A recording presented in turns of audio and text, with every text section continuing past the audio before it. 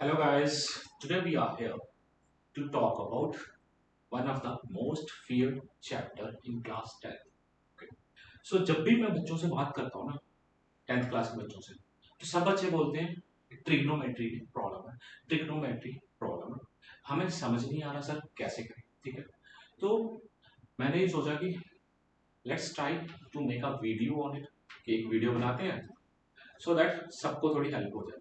तो I will try my best to explain it so that you guys can understand it. Okay, so start करते हैं chapter. आपकी class में NCERT में class 10th में ये आपका चैप्टर है 8th which is introduction to trigonometry. Introduction to trigonometry. Now इस चैप्टर की जब बात करते हैं हम, इस चैप्टर के बाद एक और चैप्टर है एप्लीकेशंस ऑफ ट्रिग्नोमेट्री। अब आप लोग सोचते हैं कि हमें ट्रिग्नोमेट्री की जरूरत क्या, हम क्यों पढ़े इसमें। देखो, ट्रिग्नोमेट्री हमारी लाइफ में हमें काफी जगह हेल्प करती है। जब आप अपने करियर के लिए स्टेप्स लेंगे, some of you want to be engineer, some of you want to be doctors, okay, so basically mostly engineers इसे यूज करते हैं कि समटाइम्स क्या होता है कि हम कैलकुलेशंस नहीं कर पाते। लाइक आप बहुत बड़ी बिल्डिंग ले लो, आप बुर्ज खलीफा ले लो, जैसे आप उसकी हाइट को चेक करना चाहते हैं, बट आप उसकी हाइट को क्या करोगे, आप टेप से जाके तो मेजर नहीं करना स्टार्ट करेंगे ना। What we can do, we can make different methods. Okay, हम अपना काम इजी करना चाहते हैं। हमारा हम पढ़ना किसके लिए चाह रहे हो, हमारी पढ़ाई जो भी हो रही है, आप साइंस पढ़ रहे हो, जो मैथ्स पढ़ रहे हो, आप इसलिए पढ़ रहे हो कि आप थोड़ा सा इजी करना चाहते हो अपनी लाइफ को, आपको सारे काम लंबे तरीके से नहीं कर रहे। ठीक है, तो यहाँ ट्रिग्नोमेट्री हमारी यही हेल्प करती है। मान लीजिए आपके पास कोई एक टॉल बिल्डिंग है, ठीक है, अब इसकी हाइट मुझे मेजर करनी थी, जैसे मैंने बोला एग्जांपल है बुर्ज खलीफा। सबको पता है कि उसकी हाइट काफी ज्यादा है, ठीक है, सबको इसके बारे में इतना पता है, बट अगर इसकी हाइट मेजर करनी है, मैं तो नहीं कर सकता, ठीक है, हाइट डायरेक्टली मेजर, बट मैं suppose a person is standing here, ये हमारा ग्राउंड लेवल है, ये डिस्टेंस तो मेजर कर सकते हैं ना, we can measure this distance.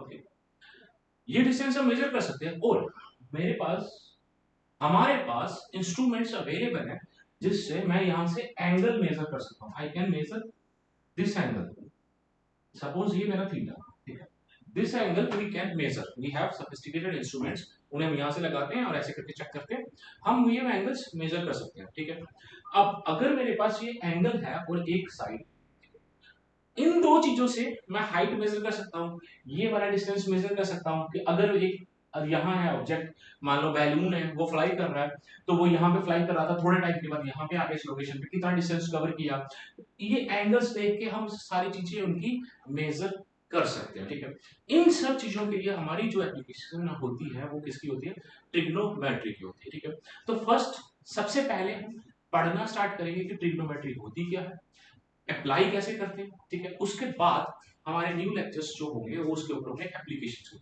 तो फर्स्ट चैप्टर इसीलिए एनसीईआरटी ने ये आपके 10th में ही इंट्रोड्यूस कर दिया।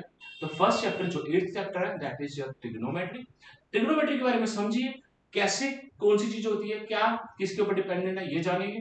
सेकंड चैप्टर जो है वो है एप्लीकेशन पार्ट, कि ये वाला एप्लीकेशन हम उसे रियल लाइफ में अप्लाई कैसे करेंगे, और सीबीएसई पॉइंट ऑफ व्यू से भी ये दोनों चैप्टर बहुत ही इंपॉर्टेंट है। कम से कम 2 क्वेश्चंस इस चैप्टर से मिलते हैं हमें, इंट्रोडक्शन टू ट्रिग्नोमेट्री, और एक क्वेश्चन मिनिमम हमें नेक्स्ट चैप्टर से मिलता है, और उसको देखोगे अगर तो उसकी एक ही एक्सरसाइज है, ठीक है, ज्यादा क्वेश्चंस भी नहीं है, आपको जस्ट उसका लॉजिक समझना है, हमें इसे अप्लाई कैसे करना है। तो लगभग 3 क्वेश्चन अगर हमें एक ही चैप्टर से मिल रहे हैं तो इससे ज्यादा अच्छा कुछ नहीं हो सकता। बट प्रॉब्लम क्या आती है, कंसेप्ट्स अप्लाई करने। कुछ बच्चे क्या करते हैं, याद करना स्टार्ट कर देते हैं, तो हमें याद नहीं करना, हमें चीजों को समझ के चलना। देखो यहाँ सबसे पहले समझ के चलेंगे, यहाँ देखो हमारा क्या है, ये बिल्डिंग है, ठीक है, अब यहाँ पे सोचो जितनी भी बिल्डिंग, आप अपना घर ही देख लो, ठीक है, अपने घर के बाहर जाइए, ग्राउंड से देखो, ये वाला घर जैसे बना है, तो हमारी जो वॉल्स होती है ना हमेशा स्ट्रेट बनी होती है। ओके, 99% ऑफ द चांसेस हमारी वॉल्स क्या होती है, स्ट्रेट होती है। अब वो आर्किटेक्चर वाले करते हैं थोड़ा बहुत, थोड़ा बहुत कर्व बनाएंगे, ये करेंगे, दैट इज डिफरेंट। अब ये स्ट्रेट होती है, तो ग्राउंड से ये लेवल एंगल हमेशा मेरा क्या होता है 90 डिग्री। अगर ये स्ट्रेट है, this is ground surface is also horizontal, this is also vertical, so इनके बीच में हमेशा एंगल क्या होता है 90 डिग्री होता है। और यही रीजन है जो ट्रिग्नोमेट्रिक रेशियोज हमारी हैं वो हमेशा राइट एंगल ट्राइंगल में ही एप्लीकेबल, ठीक है। सो हमारा ट्रिग्नोमेट्री ऑलवेज एप्लीकेबल, हम यहां से एक चीज कह सकते हैं, it is always applicable to right angle triangle, ठीक है। अब समझ आया आपको कि हम बार बार बुक में ये लिखा होता है कि it is applicable, we apply trigonometric ratios to right angle triangle, but क्यों लगा रहे हैं, क्योंकि हमने ट्रिग्नोमेट्री को बनाया क्यों, हमने लाइफ इजी करने के लिए ना, कि हमारी कैलकुलेशन से आसान हो जाए। तो वो सारी चीजें जिनके हम चीजें पे कैलकुलेशन करें वो सारी परपेंडिकुलर है हॉरिजॉन्टल से, ग्राउंड सरफेस पे परपेंडिकुलरली रेज्ड है, ठीक है। तो ये हमारी हमेशा कहां एप्लीकेबल होगी, हॉरिजॉन्टल के लिए। अब चलते हैं राइट एंगल ट्राइंगल क्या, ठीक। नेक्स्ट हम बात करते हैं right angled triangle, right angled triangle.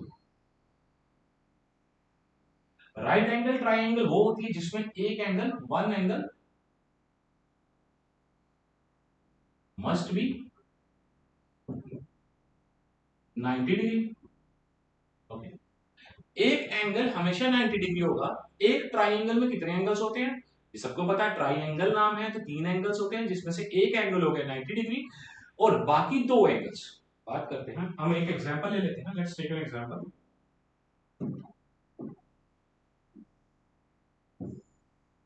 मान लीजिए ये हमारी एक राइट एंगल ट्राइंगल है, यहां पे आपको क्लियरली दिख रहा है this is my right angle triangle and this symbol we draw, ठीक है। ये हम ड्रॉ क्यों करते हैं, क्योंकि आप इसे स्क्वायर मान लीजिए या रेक्टेंगल मान लीजिए, क्योंकि रेक्टेंगल और स्क्वायर्स के एंगल किसके इक्वल होते हैं 90 डिग्री के इक्वल होते हैं। तो इसीलिए हम हमेशा जब भी राइट एंगल को बनाएंगे तो we will try to make it a square, okay. हम यहाँ पे स्क्वायर बनाने की कोशिश करेंगे कि वो ये रिप्रेजेंट करेगा कि ये 90 डिग्री एंगल है। अगर हम बाकी एंगल्स की बात करें, इनको हम इस तरह से बनाते हैं हमेशा, ये 90 के इक्वल हो भी सकता है नहीं भी हो सकता है, ठीक है। अगर इक्वल हो जाए मतलब शेप, बट ये दोनों एंगल्स कभी भी 90 डिग्री के इक्वल नहीं होंगे। क्यों इक्वल नहीं होंगे, क्योंकि अगर ये एंगल 90 डिग्री है तो मान लीजिए this is my A B and C, मान लीजिए ये एंगल थीटा है, ये एंगल फाई है, ठीक है। अब sum of all the angles theta plus phi plus 90 must be equal to 180 degree. So theta plus phi, यहां से हम कह सकते हैं ये इसके इक्वल हो जाएगा। तो इन दोनों एंगल्स का सम हमेशा 45 और 90 डिग्री होता है, ठीक है। अकेला एक एंगल 90 डिग्री है, ये दोनों इकट्ठे 90 डिग्री बनाएंगे, ठीक है। ये हमारा राइट एंगल का रूल है, ठीक है। अब चलते हैं थोड़ा सा और आगे, इनके बारे में थोड़ा और जानेंगे, क्यों, क्योंकि हमें ट्रिग्नोमेट्री अप्लाई करनी है। यहां तक तो आप सबको थोड़ा बहुत पता होगा पहले, ठीक। अब देखते हैं आगे,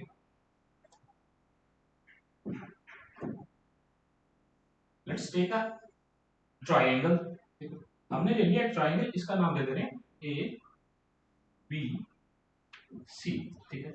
ये मेरा क्या है यहाँ पे, it is right angled at B, we will say that we are having a triangle ABC which is right angled at B, ठीक है। अब हमें क्या करना है, ट्रिग्नोमेट्रिक रेशियोज लगाना है, ठीक है।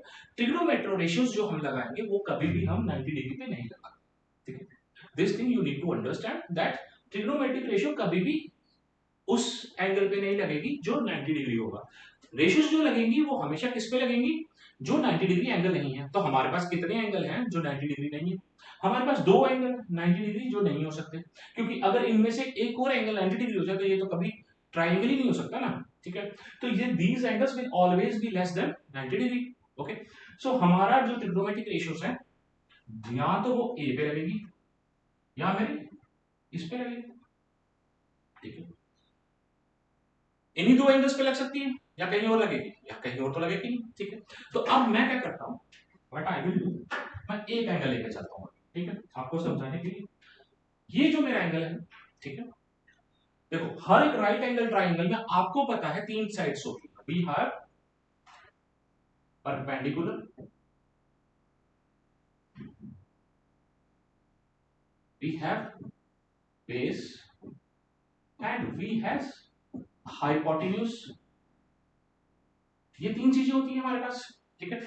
यहां तक तो सबने पढ़ा हुआ। परपेंडिकुलर, बेस, हाइपोटेन्यूज क्यों? क्योंकि आप 8th 9th क्लास से पाइथागोरस थ्योरम लगाते आ रहे हैं। बट आज आप सीखेंगे कि इनकी पोजीशंस फिक्स नहीं होती है, ठीक है। देखो हाइपोटेन्यूज क्लियर कट क्या होता है?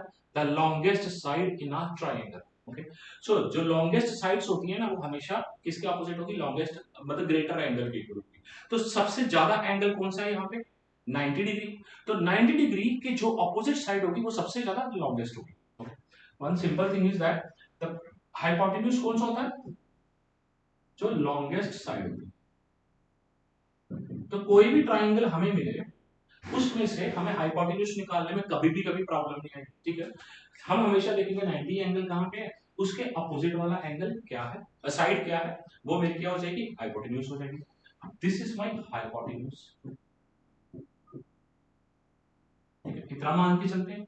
अब प्रॉब्लम कहां आती है, ठीक है, प्रॉब्लम आती है मेरे बेस और परपेंडिकुलर में, ठीक है। ये दोनों मेरे डिफरेंट होते हैं, ठीक है। अब इनको मैं क्या कह सकता हूं? देखो ए बी जो है, दिस इज माई एंगल, हमें ट्रिग्नोमेट्रिक रेशियो लगानी, दिस इज माई एंगल, ठीक है। ये मेरा क्या है? इसके लिए ये वाली साइड एडजेसेंट है ना, इसके लिए दो साइड्स एडजेसेंट है इस एंगल की। ये वाली साइड भी एडजेसेंट है, ये वाली साइड भी एडजेसेंट है।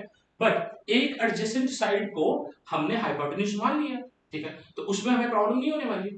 तो हम इसको बोल सकते हैं साइड एडजेसेंट टू ए। क्या इतनी बात हम कह पाएंगे या नहीं पाएंगे? This is side A B is the side adjacent to angle A. But जैसे मैंने आपको समझाया कि 90 के अपोजिट हाइपोटेन्यूज है, तो इस एंगल के अपोजिट देखो तो ये वाली साइड है, वी हैव बीसी। तो हम इसे कह पाएंगे side opposite to angle A. हम इसे ऐसे कह सकते हैं, ठीक है। अब इसी ट्राइंगल का एक और वेरिएशन लेता हूं मैं आपके लिए। सेम ट्राइंगल रखेंगे बट एंगल चेंज करते हैं अपनी बात। अब यहां देखिए, दिस इज माई 90 डिग्री, तो ये मेरा हाइपोटेन्यूज हो जाएगा। पीछे आते हैं, चेक करते हैं, ए बी सी, तो सेम नेम रखते हैं, ए बी सी। बट अब मैं एंगल ए नहीं लूंगा, और मेरा कौन सा एंगल है इस ट्राइंगल में जो 90 से नीचे? That is angle C. Okay, so we will talk about this angle. अब इसकी जब बात करेंगे तो इसके लिए तो ये वाला एंगल अपोजिट है ना, this side is opposite to that angle, so this, अब क्या हुआ? Side opposite to angle C, this one is adjacent, side adjacent to angle C. Change हो गया ना, जैसे मेरा एंगल चेंज हुआ, ए से हम सी में गए, सी के साथ देखो साइड कौन कौन सी अटैच है। We are having AC and BC। AC तो हमारा हाइपोटेन्यूज है, उस पे तो डिस्कशन ही नहीं है। तो दूसरी जो है वो एडजेसेंट है ना उसके साथ में, तो एडजेसेंट हो गया। अपोजिट मतलब सामने, ठीक है। तो हमारे दोनों ट्राइंगल्स में चेंज हो गया, देखो इसमें चेंज हो गया, इसमें भी चेंज हो गया, ठीक है। अब हम जो डिफाइन करना था, ये मैंने आपको क्यों समझाया? क्योंकि हमारा base and perpendicular is always variable, ठीक है। ये जो मेरी हम बात कर रहे हैं यहां पे नोट बनाइए।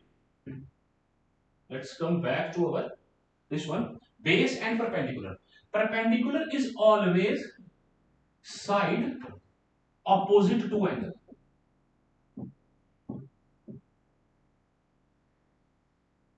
जिस भी एंगल की हम बात कर रहे होंगे, चाहे वो ए एंगल है या सी एंगल है, उसमें परपेंडिकुलर क्या है? That angle which is opposite. Okay, perpendicular क्या है? वो वाली साइड जो उस एंगल के अपोजिट है, ओके। एंड बेस कौन सा होगा? Always side adjacent to angle. ठीक है, ये इतनी बात आपको क्लियर करनी है सबसे पहले। ठीक है, हमने क्या सीखा अभी कि परपेंडिकुलर क्या होता है, बेस क्या होता है, हाइपोटेन्यूज क्या होता है। आप 9th क्लास तक यही पढ़ते आए हैं कि हमारा बेस परपेंडिकुलर हाइपोटेन्यूज का फिक्स्ड।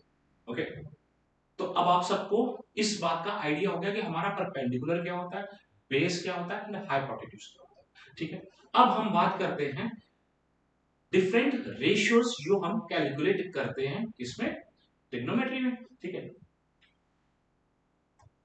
चलिए आगे चलते हैं। ठीक है, there are basically 3 ratios which we calculate. अब उनके इनवर्स कर देते तो 3 और आ जाते। ठीक है, तो 6 रेशियोज हो जाती है मेरे पास। ठीक है, पहली है साइन,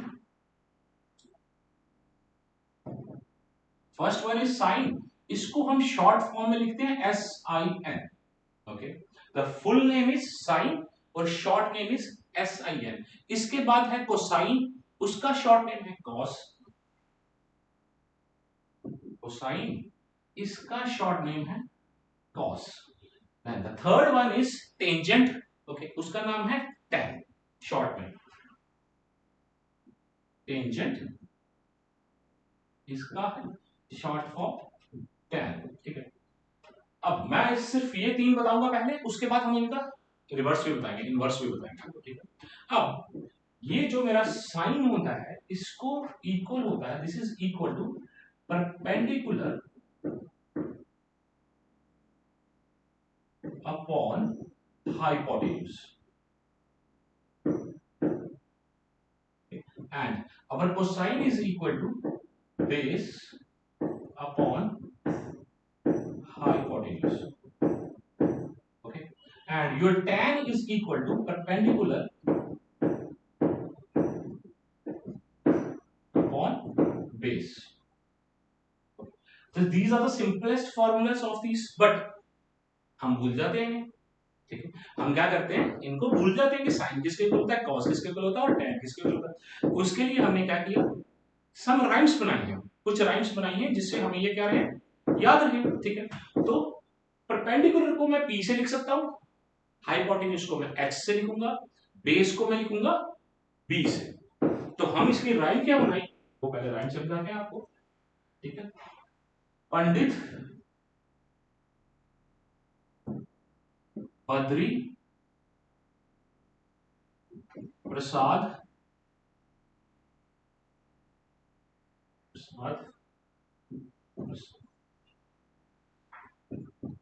हर हर बोले सोना चांदी तोले। ठीक है, हम हिंदी वाली करेंगे, हमारे पास इंग्लिश वाली भी है, बट मैं इंग्लिश वाली नहीं बता रहा क्योंकि हमें हिंदी में मजा आता है। ठीक है, पंडित बद्री प्रसाद हर हर बोले सोना चांदी तोले।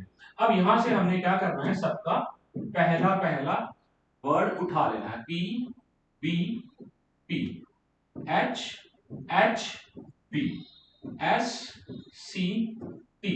तो इन सबको मैं यहां साइड पे लिखता हूं। ठीक है, आप ये बार बार कॉपी पे नहीं लिखेंगे, आप मन में बोलेंगे पंडित बद्री प्रसाद हर हर बोले सोना चांदी तोले, तो सबका पहला पहला अक्षर लिखते जाएंगे कॉपी में। ठीक है, तो P का मैं लिखूंगा P B P H H B, Pandit Badri Prasad हर हर बोले सोना चांदी तोले। S for sine, C for cos, T for tangent। Okay, sine cos tan। ठीक है, तो यहां से हम याद रखेंगे इसे कि S हमारा किसके लिए, साइन के लिए, C किसके लिए, कॉस के लिए, T किसके लिए, tan के लिए, P मेरा परपेंडिकुलर है, B मेरा बेस है, P परपेंडिकुलर है, H मेरा हाइपोटेन्यूज है। ठीक है, this is the one way.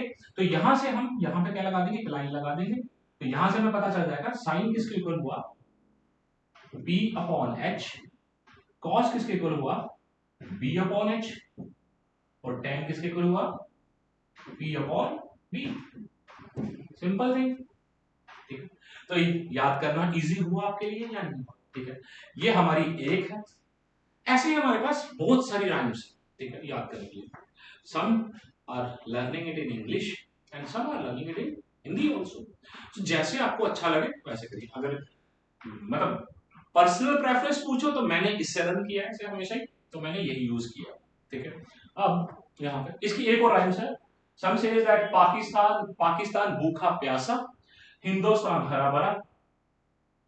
Okay, तो like this they remember. Okay, Pakistan भूखा प्यासा, हिंदुस्तान हरा भरा। ओके, सो डिफरेंट डिफरेंट लोगों ने बनाई हुई है अपनी इजीनेस के लिए कि हम जब हम राइम्स बनाते हैं तो हमारा याद करना आसान। ठीक है, तो ये हमारी 3 रेशियोज के बारे में था, इन्हें याद कैसे करना है। ठीक है, अब अगर आपको ये समझ आ गया, अब हम चलते हैं पीछे वाले साइड। यहाँ पे हमने इसे ऐसे लिखा था, इसको मैं ऐसे लिख सकता P by B, P by B, B by, it is not P by B, it should be P by H, P by H, B by H and P by B। ठीक है, ये मेरी 3 ट्रिग्नोमेट्रिक रेशियोज। अगर आपको ये समझ आ गई है, अब मैं आपको 3 और बताता हूं। ठीक है, 3 कौन कौन सी होती है हमारी? होती है cosecant, secant and cotangent. Cosecant, I think red colour अच्छा नहीं लग रहा होगा। Then we are having secant, then last one is your cotangent. Okay, cotangent. इनकी शॉर्ट फॉर्म्स जो हैं हम यूज करते हैं, that is cosec, this is sec, this is cot.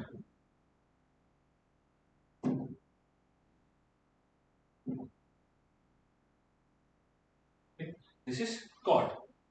तो लास्ट वाली क्या होती है? कोटेजेंट। अब ये हमारे शॉर्ट फॉर्म्स है। अब ये मेरा किसके इक्वल होता है? This is equal to 1 by sine, this is equal to 1 by cos. ये जो मेरा होता है this is equal to 1 by tan. तो क्या मुझे सारे 6 की 6 याद करने की जरूरत है? नहीं। ठीक, मैं एक 3 पहले वाली याद कर लूंगा, इनको तो मैं ट्राई करूंगा उनसे। तो हमें लॉजिक समझना, हमें रटना नहीं। ठीक है, I am trying to teach you the logic behind. ठीक है, साइन, इसको मैं ऐसे लिख सकता हूं, साइन किसके इक्वल था? Perpendicular upon hypotenuse. जब ये ऊपर जाएगा it will become hypotenuse upon perpendicular. ठीक, simple.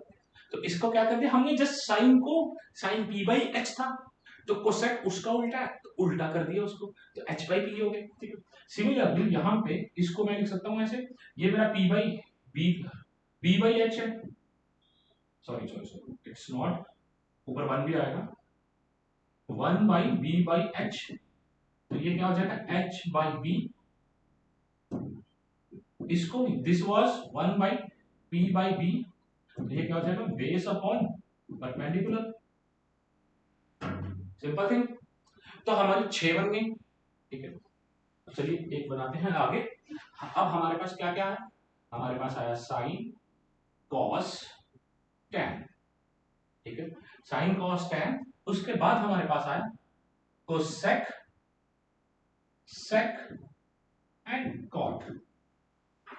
Sign is equal to P by, नहीं ऐसे नहीं लिखेंगे, जस्ट मैं आपके रिवीजन के लिए लिखवा रहा हूं। This is equal to 1 by cosec is equal to P by H.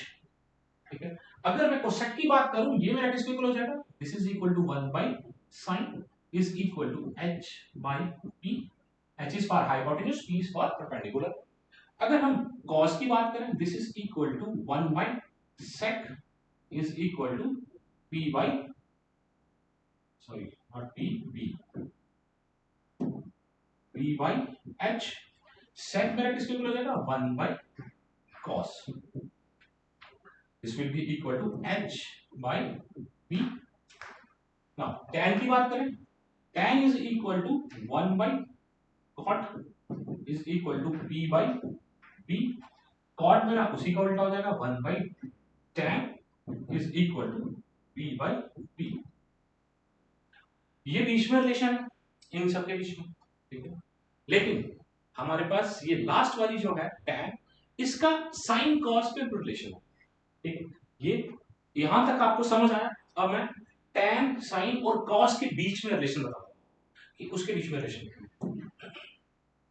देखो हमारा पास साइन है और कॉस है, ठीक है। अगर मैं साइन और कॉस को डिवाइड करूं तो साइन मेरा किसके इक्वल था, perpendicular upon hypotenuse, and cos was equal to base upon hypotenuse, ठीक है। जब मैं इसको आगे सॉल्व करता हूं इसमें ये बन जाता है p by H into H by B, ये कट जाएगा अपने आपस में, तो क्या बचा हमारे पास p बाई b, और p बाई b मेरा किसके इक्वल था, this is equal to tan, this is equal to tan। तो हम ऐसे कह सकते हैं tan is equal to sine by cos, simple relationship, okay. Similarly हम इसे उल्टा भी कर सकते हैं, ठीक है, कॉट का भी निकाल सकते हैं, ओके। तो कॉट का भी सिमिलरली हम ड्राइव कर सकते हैं, ठीक है। तो tan का हमने कर लिया, तो tan किसके इक्वल है, 1 बाई कॉट के इक्वल है, तो हम इसे उल्टा भी कर सकते हैं, कॉट किसके इक्वल हो जाएगा, cos बाई sin, ओके। तो बाकी रिलेशंस भी हम निकाल सकते हैं, ठीक है। ये थी मेरी 6 ट्रिग्नोमेट्रिक रेशियोज जिनके बारे में हमें जानना था। अब सबसे पहले मैंने आपको सिखाया था कि परपेंडिकुलर एंगल के साथ वेरी करेगा, तो आप लोगों को ध्यान देना है क्वेश्चंस करते हुए कि जब हम क्वेश्चंस करें हम परपेंडिकुलर को with respect to its angle decide करें। प्रॉब्लम यही आती है बच्चों से पेपर में कि हम साइन पूछते हैं, वो क्वेश्चन कैसे देगा, जैसे आपकी फर्स्ट एक्सरसाइज उठा देते हैं, ठीक है, आपकी बुक की फर्स्ट एक्सरसाइज उठाते हैं, उसका फर्स्ट क्वेश्चन लेते हैं, चलो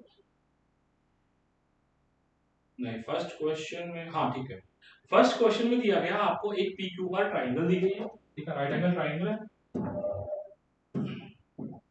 we are having a right angle triangle that is P Q R, नाम लिखते हैं इसका पी क्यू आर।